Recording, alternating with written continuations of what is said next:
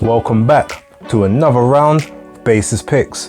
Now, this one's going to be a bit quicker than normal just because I've got some things I need to do. I need to get out of the house kind of quickly. So I'm going to amalgamate everything into one overall package, and yeah, whichever fights I get to, cool. So, I'm going to start off with the Sky Sports boxer card that's taking place in Liverpool tomorrow. Now, just finished the weigh-ins about 10-20 minutes ago. All looking fairly good. There's one fight to start off with, and that's going to be Dan Aziz versus Shakan Pitters for the British Light Heavyweight Championship. Now, without going into a full breakdown of how I predict this fight to go, I pretty much see Shakan's gonna have to try and keep his height and keep his range, which he doesn't normally do. He does normally crouch down, bend down quite a bit and give up a lot of his height advantages, but he does have the height and the reach advantage over Dan Aziz, so Dan is gonna have to be able to tuck underneath that jab when Shakan's putting it out there, especially if it's a lazy one, to get himself mid-range to inside, stay on Shakan's chest and just work that body, bring those hands down so that then he can start landing those combinations, those thudding punches that he does up top. I do think he's got enough in the locker. Shakan has been on a bit of a knockout streak more recently, sort of his last 3 to 4 fights. Well, I guess in comparison to the rest of his career.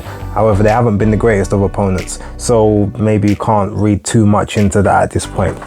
However, I do think Dan has fought the better fighters overall thus far, and I do think he takes this one on points. There is a very distinct possibility he could maybe get a late stoppage based on sort of what he's been doing recently and obviously just overwhelming and beating people into submission, but I do think that Shakan is a better operator than that overall and will be able to stay safe enough within the course of the fight to not get taken out. So yeah, my prediction is Dan Aziz is going to win this fight on points. Second fight that I'm going to be talking about is Natasha Jonas versus Patricia Bagault for the unified super welterweight WBO and WBC championships. Now, Patricia is a much stronger and more sort of seasoned opponent than Chris Namas was. Obviously, has had a lot more notice for this fight as well compared to what Namas did, who's clearly was on the back stretch of her career. Natasha seems to have really sort of grown well into the weight. In terms of actual height, and that she's still kind of the same height as a lot of the opponents there, which is a benefit, but now not having to cut down weight, it looks like her power has traveled up to those weights with her, along with the speed advantage from being the naturally slimmer and smaller opponent. That being said, Natasha, as you can see more time if you watch her train or you watch her on the weigh-ins, she's got very thick legs, thick quads, like glutes, so she definitely, that's where the power comes from. So the fact that her lower half is as sturdy as it is does give credence to the fact that she does hit and hurt her opponents. Now, Patricia is 10 years younger than Natasha, undefeated, 15 wins, no defeats, whereas Natasha's 11-2-1, so they've both had the same number of victories, but obviously Patricia hasn't faced defeat yet. This weekend, however, I do believe she's going to. I don't think Natasha's going to be able to get her out of there because Patricia's very tough, she's very rugged, and she's good at getting in on the inside and sort of working up close in the clinch and punches to the side of the head within a clinch and a break as well. So if Natasha can't keep her at range and just sharpshooter and just sort of stun her that way, I do see it going all 10 rounds. I do see Natasha Jonas winning about 7 of those rounds. I see it being sort of a 97-93, although on the cards, don't be surprised if you see like a 99-91 type situation. We know how that goes. Okay, main event time. Liam Smith versus Hassan Makino. Now, Makino is not just any tick-over opponent. He's been on a great run as of late. He came in last minute against Sam Eggington, who was just supposed to be, a run-out for. Ended up blowing him away in spectacular fashion. He is not coming to lay down. However, him and Smith do know each other very well. They have shared some spars in the past, and from all accounts that I've heard, those spars have not necessarily gone Makino's way. That being said, Beefy does take a lot of shots. He tucks up very well behind the tight guard, but he does take shots, he does get cut, and he does get landed on. So the primary thing is, can he avoid necessarily getting a lot of that scar tissue opened up and taking enough shots from a puncher that is solidified to the point that maybe the referee doesn't decide to step in and say, yeah, this one might be a bit too much. I do think it's going to be a fast start, and I do think that Beefy is not going to just stick behind the guard and walk his opponent down. I actually think he's going to utilize his jab a bit more to create angles and create range. I do think he's going to work Makino's body more than he normally does in fights. He's definitely going to be, looking to land those short hooks up close as well, sort of forehead to forehead, arm to arm. I think that's the way he's looking to go. I do see him winning this fight via stoppage within the later half of the fight. I mean, look, anything can happen. Makino only just came over yesterday, I think, so for all we know, maybe, I mean, it's not a huge time difference, but jet lag or whatever could get to him. Maybe he hasn't had the greatest of prep, which is why he came in late, not sure. But I do see it being over within 8 rounds. I would say 8 is probably the round it would end in, because Makino, he's not. He does sort of take a good punch, and he can take some wear and tear before dropping. But anything before that as well, wouldn't be surprised. All right, move over quickly to the Matchroom card that's taking place in Mexico Saturday night as well. There's only 2 fights on there that I know much about, if I'm totally honest. And the first one is Erica Cruz Hernandez against what's her name? Jelena Majanovic, sorry. Yeah. So they fought each other, I believe it was the end of 2020 or the start of 2021. It ended in a technical decision for Erica Cruz, because there was an accidental headbutt between her and Jelena, and the referee decided to wave it off, didn't think she was fit to continue, and at that point Erica had, I think the rounds that she had at the time was like 5-2 or something along those lines. Erica's very crude. There's not a lot of substance and nuance behind between any of her work. It's very much, it's just throw everything at you, see what hits and see what doesn't, but it's going to land on the head, it's going to land on the gloves, the shoulders, the arms, whatever's going to be there, she's just going to throw and throw and throw and just overwhelm you. And unless you're a superb boxer that can get out of the way, or you've got enough of a punch to stop her from coming forward in those salvos, it's a long night.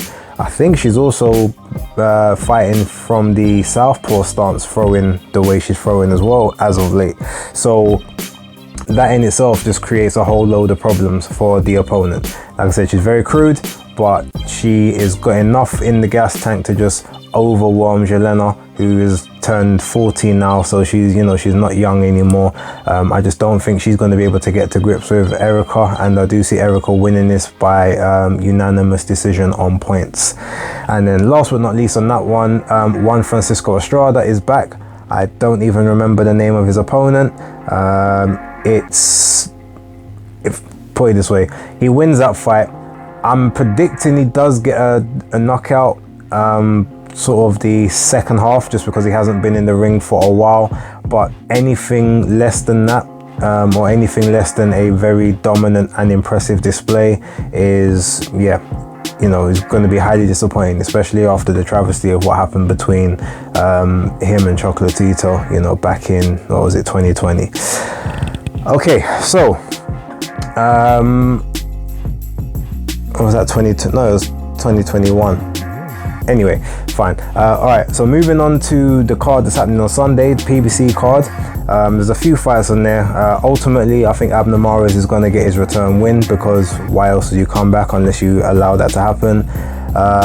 Isaac Cruz, that should actually be a fairly interesting fight, but the only one of any real note that I'm taking interest in, as we know, will be the main event, which is Andy Ruiz Jr. against Louise Ortiz. Now, if Louise Ortiz has got anything left in his legs, he should be able to hit and move and keep Andy Ruiz on the outside for the majority of this contest, staying away from his fast hands and combinations, just peppering him from the outside and being able to win a dominant points victory. However, I don't think he's got those legs anymore, and for all intents and purposes, Andy Ruiz looks like he will be coming in a little bit smaller than normal, not in the 240s, but probably like the early 250s. At worst, I can't see him being more than 260 in the ring. He's got slow feet, but he knows how to kind of inch his way into range, and when he's interested and invested in something, he does apply more pressure, and he does actually get to his target a bit quicker than normal. Now, Louise Ortiz has got his punch resistance isn't what it used to be. Dropped twice by Charles Martin back in January this year. He did get the win at the end, pulled it out of the bag, but he wasn't looking great. It looked like he was about to be stopped in that. Now, I'm not sure that Andy Ruiz is going to stop him, but I do predict that Andy Ruiz is going to get to him enough to be able to get enough combos off and win enough rounds against Louise Ortiz to take this fight, especially if you consider this is an eliminator for the WBC World Heavyweight Championship, and you know, Deontay Wilder and Robert Helenius are also in the other eliminator. Nobody, I don't think, is going to want to see Wilder Ortiz 3, which leads me to believe that provided Andy Ruiz does enough in this fight, he will get the decision. There is a distinct possibility that he could take Ortiz out, and I do predict that possibly if that happens, it will be sort of around round 9, maybe round 10, just of some you know, applied pressure, some sustained punches, but I do predict him to get more of a points victory on this one. So that's where I'm gonna go in terms of this. I do think he does win this one, but he's definitely not gonna have it all of his own way, and that's the intriguing part of this particular fight. Also, just so that everyone know, I put out a tweet yesterday, because when I went on Fight TV, it was telling me the fight was going to cost me $69.99, and that's pounds, not dollars, and I was like, hell no, I ain't watching that. However, I managed to go through one of my other internet browsers on my phone, and it ended up going down. It went down to $14.99 instead of the £14.99 that you would normally see on there. So yep, I managed to get it for the American equivalent, so about £12.92 or something like that is what I paid in the end.